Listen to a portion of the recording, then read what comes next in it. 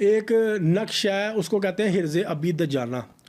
वो रसूल खुदा सल्लल्लाहु अलैहि वसल्लम ने मौला अली को कह के लिखवाया था एक सहाबी को देने के लिए, एक पूरा वाक़या।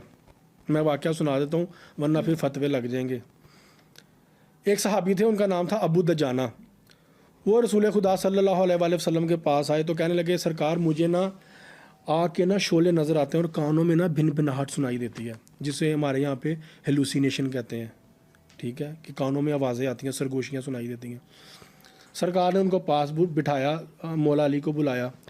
उन्होंने ना एक अरबी में तहरीर लिखवाई, वो 5-6 लाइनें हैं।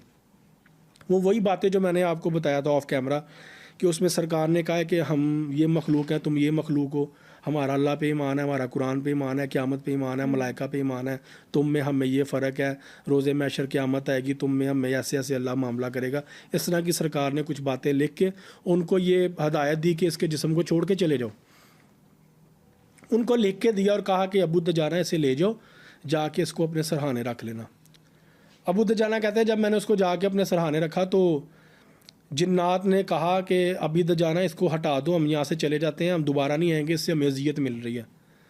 तो वो मैं भी लिख के देता हूँ लोगों को, हिर्ज़ अबी दजाना अरबी में है वो। मैंने उनको वो लिख के दिया था, और मैं आम कागज़ पे नहीं लिखता, मैं बटर पेपर या ट्रेसिंग पेपर पे लिखता हूँ।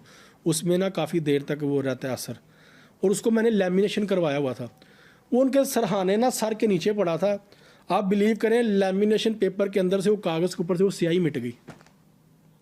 सब लोग सर पकड़ के बैठ गए, मैं सर पकड़ के बैठ गया कि आज तक ऐसा नहीं हुआ। ये कैसे होगा कि लैमिनेशन के अंदर कागज़ है, उस कागज़ के ऊपर से वो स्याही मिट गई है, वो स्याही मिट गई उसके ऊपर से। फिर एक दिन क्या हुआ कि उनके अब्बा जी को ना किसी ने कहा कि ना वो फ़लाने ना इलाके में एक बाबा जी हैं, उनको बुलाएं, वो बड़े काम किया उन्होंने, हमारा फ़लाना काम किया था, तो हमारे मामला ठीक हो गए थे।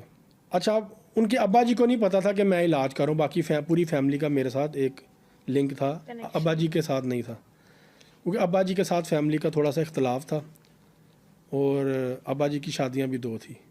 कुछ लोग बिलीव भी नहीं वैसे करते। ठीक है, नहीं बिलीव था उनका। उनके अब्बा जी तो कहते थे पूरा कट्टा दियो रोज़ की एक गाय ज़िबा करो, काला कट्टा ला के ना, काले रंग का बड़ा एक इफेक्ट होता है, तो वो तो कहते थे जी कट्टा दियो रोज़ दा एक कट्टा।